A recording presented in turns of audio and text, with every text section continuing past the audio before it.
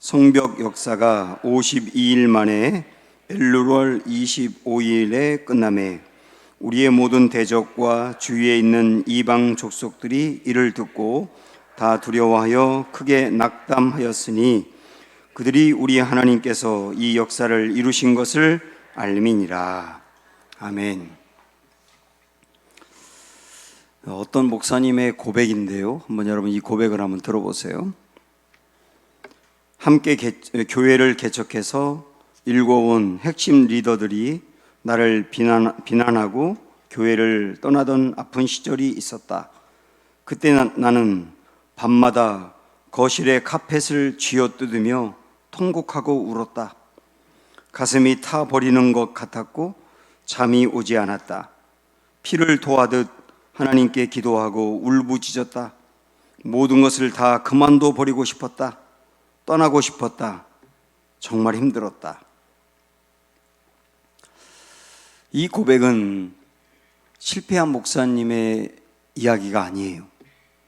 미국에서 가장 크게 부흥한 교회 중에 하나이고, 그리고 많은 목사님들이 이 교회를 찾으며 배우려고 했던 굉장히 성공한 목사님의 고백입니다. 그런데 이 목사님도 이렇게 되기까지 다 내려놓고 목회고 뭐고 그만둬 버리고 다 버리고 싶었다는, 밤마다 그 카펫을 쥐어뜯으며 울었다는 이 이야기가 여러분 마음이 얼마나 슬프게 다가옵니까? 그러는 때가 있었다는 거예요. 느헤미야도 마찬가지 그런 과정들을 겪어냈던 겁니다. 지금 우리가 보고 있는 이 느헤미야는 무너진 성벽을 재건하기 위해서 안정된 그 땅을 버리고 예루살렘으로 간 느헤미야가 그 성벽을 이루어가는 과정에서 수많은 방해를 겪고 있는 그런 과정들을 보고 있는 겁니다. 3장부터 쭉 방해가 나오는데요, 여러 사람들이 외부에서 계속 심리적으로 압박을 가하고 공격하고 위협하고 그래서 흔들어 놓고, 그 외부적인 공격을 잘 이겨내면 내부적으로 또 문제가 생겨서 힘들고, 그 내부적인 문제를 단속하고 나니까 이제 다 됐는가 싶었는데 6장에 넘어오니까 외부의 공격이 또 있는 거예요. 정말 마귀와 같습니다. 우리가 하나님의 일을 이루려 할 때, 뭔가 주의 뜻 붙들고 나가려고 할 때 포기하지 않고 계속 공격해서 우리를 흔들어 놓는 그런 마귀와 같은 일들이 이 본문에도 있는 거예요. 그런데 지금 우리가 읽었던 이 말씀 15절 16절을 보면 한번 다시 보세요. 수많은 그런 그 공격과 위협, 방해 이런 게 있었지만 끝내 어떻게 했다고 나옵니까? 15절에 성벽 역사가 52일 만에 끝나매 이렇게 나오잖아요. 52일 만에 끝나매. 끝나고 났더니 그동안에 그렇게 방해하고 공격했던 모든 대적과 주위에 있는 이방 족속들이 이를 듣고 다 두려워하여 크게 낙담했다 그랬어요. 그들이 우리 하나님께서 이 역사를 이루신 것을 알미니라. 끝내 성공하고 승리했는데 문제가 없이 승리한 게 아니고 수많은 문제가 있었지만 끝내 승리했다는 거. 지금 우리가 하나님 붙들고 나아가는 믿음의 길도 이와 같지 않습니까? 문제가 없는 게 아니에요. 여러분 지금까지 신앙생활 해오는 동안 다 탄탄대로 했나요? 얼마나 많은 유혹과 갈등이 있었습니까? 다 신앙이고 뭐고 다 그만둬 버리고 싶을 때도 있었고, 실제 어떤 분들은 다 그만두고 떠났다가 다시 하나님의 붙들림을 받고 나온 분도 있었고, 어쩌면 지금도 어떤 인생의 문제나 여러 가지 요인으로 인해서 흔들리는 분도 있을 수 있는데, 이 말씀을 보면서 문제 없어서 승리한 게 아니라 문제가 있지만 승리했다는 거. 이걸 어떻게 우리가 극복해 나갈 것이냐, 문제가 있지만 어떻게 하나님의 뜻을 이루며 흔들리지 않게 나갈 수 있느냐, 이걸 오늘 배우도록 하겠습니다. 몇 가지의 방해가 있는데요, 제일 먼저 암살 계획이 있었어요. 1절 한번 보시면 6장 1절, 산발락과 도비아와 아라비아 사람 게셈과 그 나머지 우리 원수들이 내가 성벽을 건축하여 허물어진 틈을 남기지 아니하였다 함을 들었는데 그때는 내가 아직 성문에 문짝을 달지 못한 때였더라. 성문에 문짝을 달지 못한 때라고 하는 것은 성벽을 재건하고 문짝만 달면 끝내는 거예요. 그러니까 거의 다 끝났다 얘기입니다. 그런데 거의 다 끝났는데도 원수들이 그냥 두지 않고 공격한다는 거예요. 2절에 보면 어떻게 공격하느냐 하면 산발락과 게셈이 내게 사람을 보내어 이르기를 오라 우리가 오노 평지 한 촌에서 서로 만나자 하니 실상은 나를 해하고자 함이었더라. 막판까지 이 적들이 느헤미야를 그냥 두지 않는 겁니다. 문짝만 달면 되는데도 불구하고 우리 한번 만나자 할 얘기가 있다 그러면서 사람을 보낸 거예요. 근데 그 자리에 오면 암살하려고 하는 계획을 세웠다는 겁니다. 이렇게 적들이 계속 느헤미야를 공격하는 것은 지도자가 무너지면 공동체가 무너지기 때문이에요. 이 사단의 공격, 이 지도자를 공격하는 것들은 지금도 계속되고 있고 교회에도 마찬가지예요. 교회의 지도자인 목회자들이 무너지게 되면 교회가 무너지니까 사단이 계속 지도자를 공격을 하는 겁니다.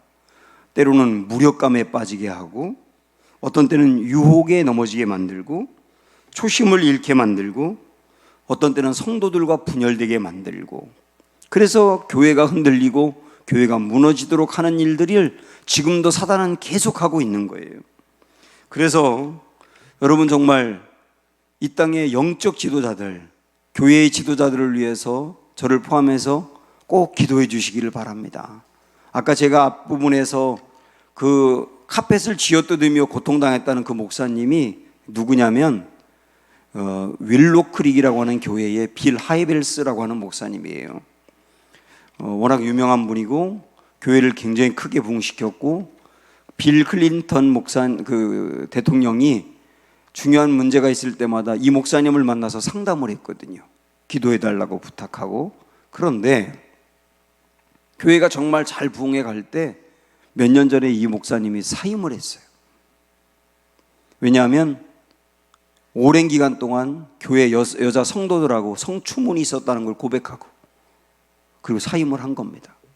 교회가 난리가 난 거죠. 이렇게 큰 시련을 겪고 극복하고 나아간 목사님도 사단이 그냥 두지 않았던 거예요. 그래서 이 땅의 영적 지도자들 위해서 정말 여러분들이 기도해 주셔야 된다는 거.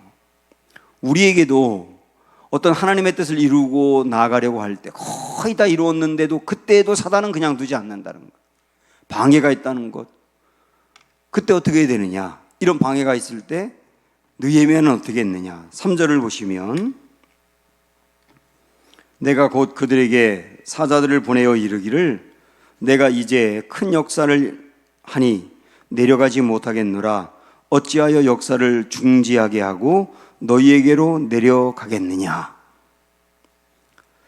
느헤미야가 사람들의 이 공격을 방해를 어떻게 이겼느냐면 나는 하나님이 내게 맡기신 일이 있다. 그 맡기신 일을 완성할 때까지 나는 다른 데 신경 쓸 거 없고 다른 데 눈을 돌릴 수가 없다. 나는 오직 이 일을 위해서 왔기 때문에 이 일 하나를 바라보며 그냥 달려간다. 다시 말하면 뭐냐면 하나님이 맡기신 그 일만 바라보고 다른 데 신경을 쓰지 않았다는 거예요. 그게 이기는 방법이었다는 겁니다.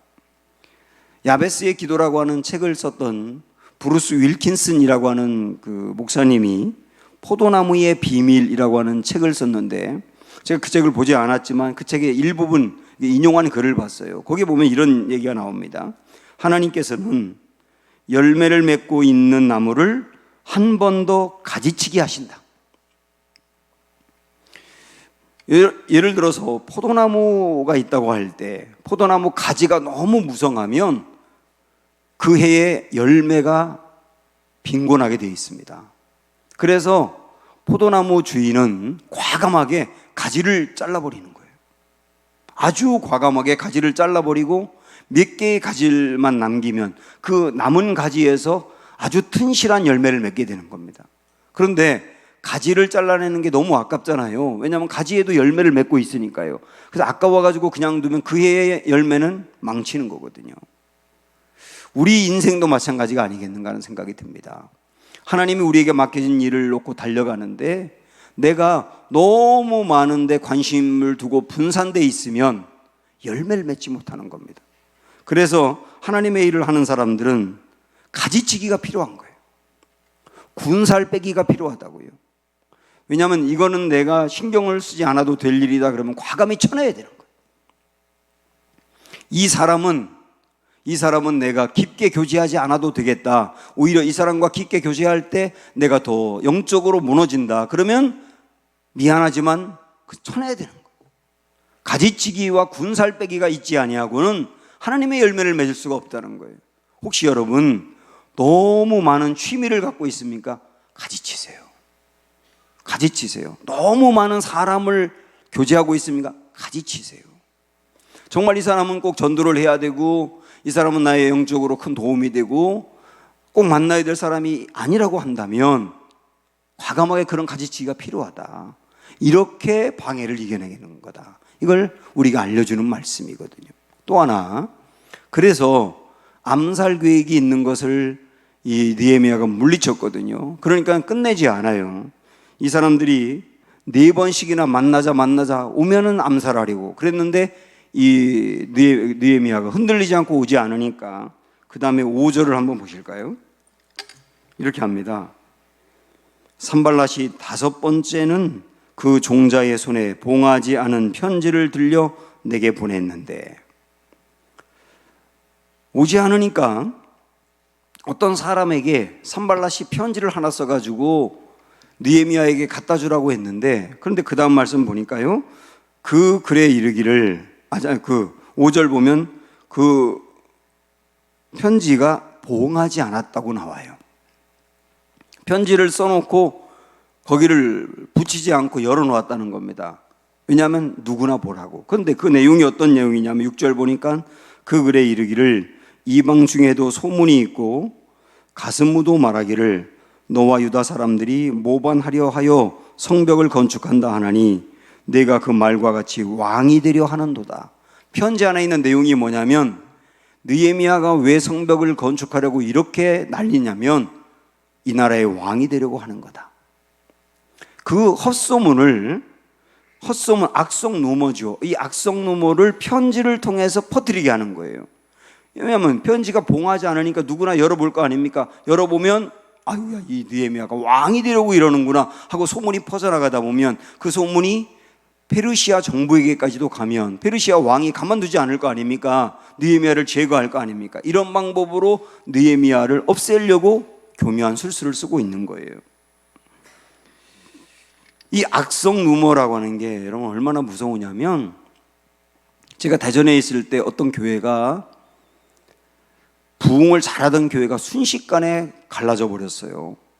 목사님 지지파, 목사님 반대파, 이게 갈라져 버려서 결국은 한 500명 정도 나오던 교회가 목사님을 지지하는 사람 한 6, 70명이 새롭게 개척을 하고 나머지 떨어져 나간 나머지가 또 교회를 하나 이렇게 세웠는데, 그때 이제 퍼뜨린 얘기가 뭐냐면 이 목사님이 여성도를 겁탈하려고 했다. 이래가지고 문제가 생겼는데 목사님은 절대 그런 일이 없었다는 거예요. 그런데 그 여성도가 자기가 그렇게 당할 뻔했다고 퍼뜨렸는데 이게 문제가 돼서 교회가 갈라졌는데 알고 보니까 그 여자가 신천지였던 거예요.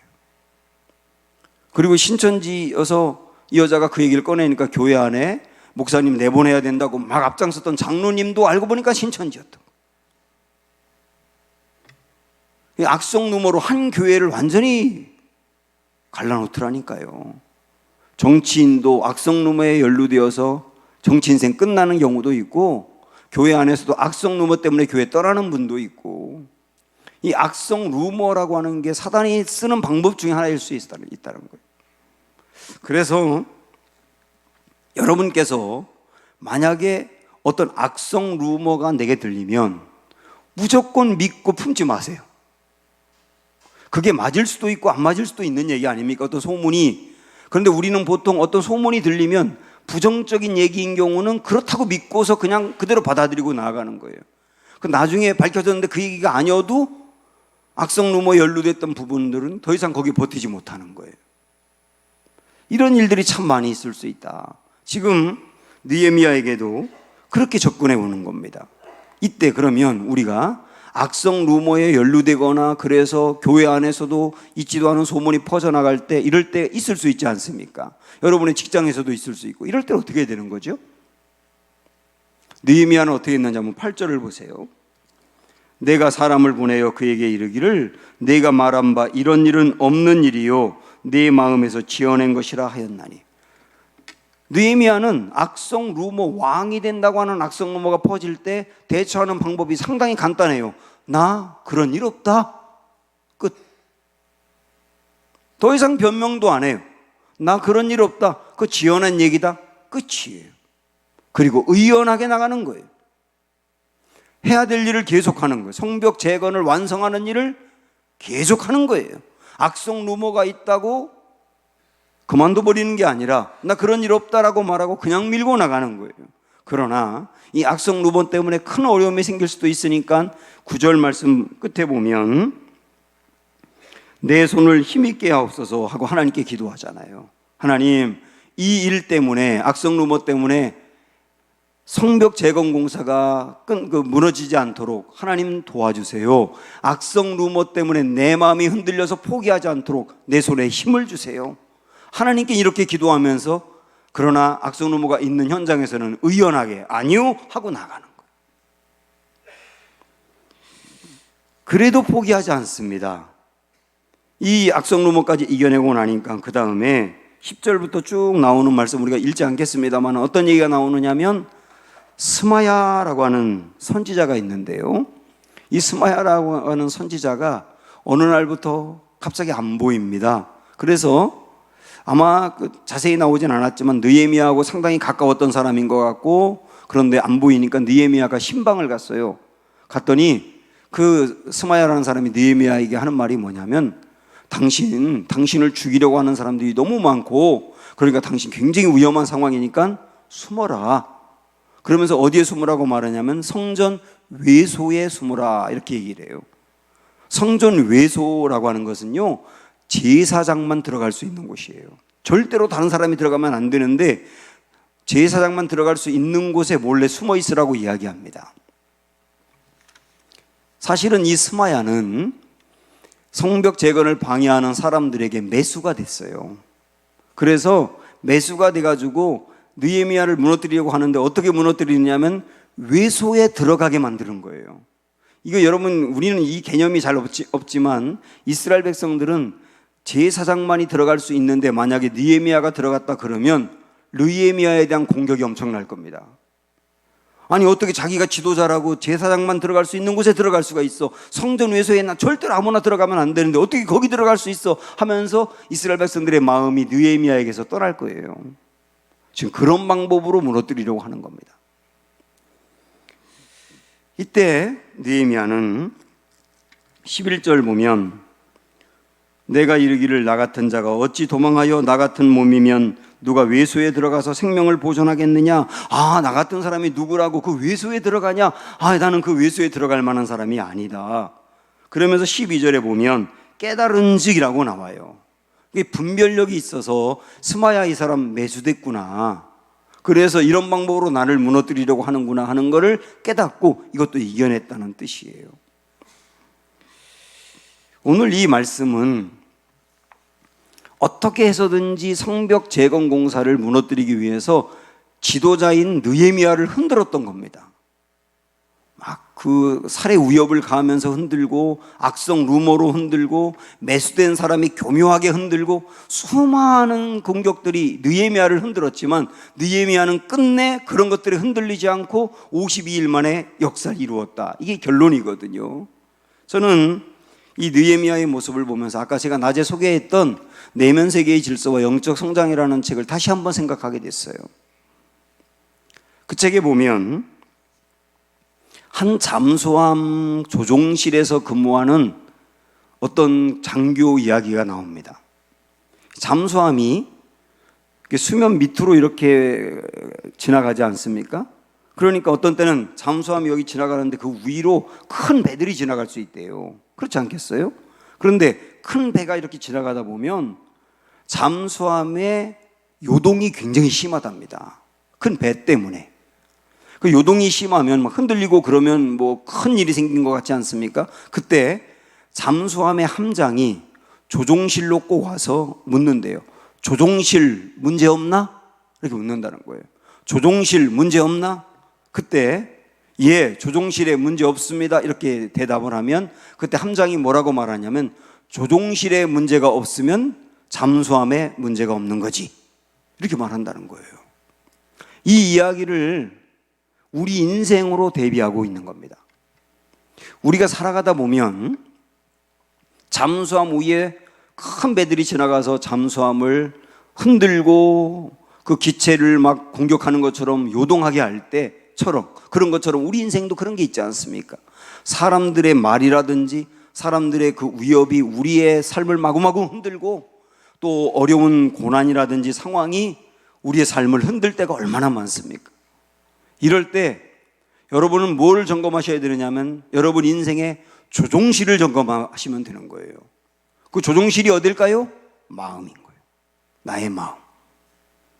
그래서 이 수많은 외부의 공격으로 어떤 때는 분노가 일어날 수도 있고 어떤 때는 근심이 생길 수도 있고 여러 가지 오만 가지 감정들이 왔다 갔다 할 수 있지만 그러나 그 순간에 내 인생의 조종실인 마음만 흔들리지 않는다면 외부의 그런 공격 때문에 넘어지지 않는다는 거예요.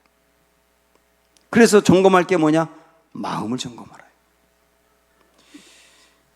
그래서 이 책에서 이런 얘기를 하고 있어요. 나의 내면 세계가 고요하고 정돈되어 있을 때 외부의 소란도 극복하고 소란에 위축되지도 않는다. 외부의 공격은 늘 있다. 그렇지 않습니까, 여러분? 외부의 공격이 없을 때가 거의 없잖아요. 늘 우리 인생에는 예기치 못한 어려움들이 다가오고 있지 않습니까? 그때 나의 내면 세계가 고요하게 정돈되어 있으면 그 외부의 공격 속에서도 끝내 위축되지 않고 넘어지지 않는다. 그래서 잠언서 4장 23절에 보면 무릇 지킬 만한 것보다 너의 마음을 지키라 그랬어요. 이 마음이 생명의 근원이기 때문에 내 마음만 정돈되어 있고 지키면 된다는 거예요. 그래서 이 말씀, 아까 제가 소개했던 이 말씀 4장 23절에 이 말씀을 이야기하고 내 마음을 지켰을 때 그 다음 어떤 일이 생기는지를 쭉 이야기하면서 27절에 뭐라고 말했냐면 좌로나 우로나 치우치지 않는다는 거예요. 내 마음이 정돈되어 있고 내 마음만 내가 지킬 수 있다면 좌로나 우로나 치우치지 않고 중심을 잡을 수 있다는 겁니다. 그래서 이 시간에 저와 여러분이 이 질문에 한번 스스로 대답을 해보셔야 돼요. 나를 외부의 공격으로부터 나를 지탱하게 하는 것은 외면 세계인가 내면 세계인가 하는 거예요. 외면 세계인가 내면 세계인가. 아주 쉽게 말씀드려서 나를 힘들게 하는 사람이라든지 나를 어렵게 만드는 환경이 있을 때 나를 지탱하게 하는 힘이 외면 세계인가 내면 세계인가인데, 외면 세계라고 하는 것은 뭘 얘기하느냐면 물질이라든지 인기라든지 성취라든지 그런 것들이 내게 있을 때 그런 것들로 이겨내느냐, 아니면 내면 세계라고 하는 말은 안정감이라든지 평안함이라든지 자유함이라든지 이런 것들을 말하거든요. 그런 것들이 외부의 공격을 이겨내고 있느냐. 만약에 외면 세계가 갖춰져 있어서 그런 것들 때문에 이겨낸다면, 내가 사회적인 지위가 되고 그 다음에 내가 많이 알고 있고 배웠고 가진 게 많기 때문에 그런 것으로 외부에서 사람들이 뭐라고 말해도 끄떡하지 않는다면 그건 굉장히 위험한 거예요. 왜냐하면 그 외면 세계에 가지고 있는 것들이 없어질 때가 있잖아요. 물질이라고 하는 것이 줄어들 때가 있고 인기라는 것도 줄어들 때가 있고 내 성취를 이루지 못할 때가 오면 그때는 나는 판판이 넘어지는 거거든요. 그래서 외면 세계로 이겨낼 것이 아니라 내면 세계로 이겨내야 된다는 거죠. 그래서 이 질문에도 또 하나 같이 연결해서 여러분 생각해 보시면 좋겠는 게 뭐냐면, 이 책에서 그런 얘기를 하고 있습니다. 당신의 목표, 현재 당신의 목표 10가지만 써봐라. 한번 여러분 써보실래요? 써보기 싫으면 마음이라도 생각을 해보세요. 한번. 내 현재 목표 10가지 뭐냐 이거예요.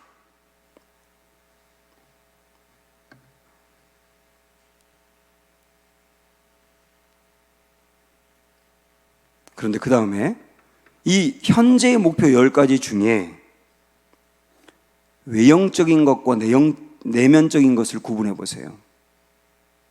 그 중에 내면적인 것들은 몇 개가 있는지. 다시 말하면 우리가 목표로 삼고 있는 10가지, 이거 꼭 이루어졌으면 좋겠다, 이걸 위해서 노력해야 되겠다 하는 것 중에 내면 세계를 강하게 만드는 것들은 별로 없어요. 외면 세계를 풍부하게 하는 것들이 거의 대부분이에요. 저도 이 책을 읽어보면서 당장 써봤는데 내면 세계 부분이 없는 건 아니지만 거의 대부분 외면 세계더라고요. 많은 분들이 이렇게 생각해요. 다이어트 이런 거. 다이어트, 뭐 당장 다이어트 하실 분은 우리 교회 거의 없잖아요. 그래서 그럼에도 불구하고 다이어트 이런 거 계획 세우지 않습니까? 다이어트도 외면 세계거든요, 사실은. 그리고 돈을 더 버는 거, 어디 취직하여서 자리를 얻는 것 등등 이런 것들은 우리의 외면 세계인데 그런 목표들이 참 많지 않습니까? 그런데 아까 낮에도 제가 말씀드렸지만 내면 세계를 강하게 하는 것들, 말씀 묵상을 계획한다든지 아니면 기도를 계획한다든지 독서를 계획한다든지 일기를 쓰는 것이라든지 내면 세계를 강하게 하는 그런 목표가 지금 나에게 어느 정도 있느냐.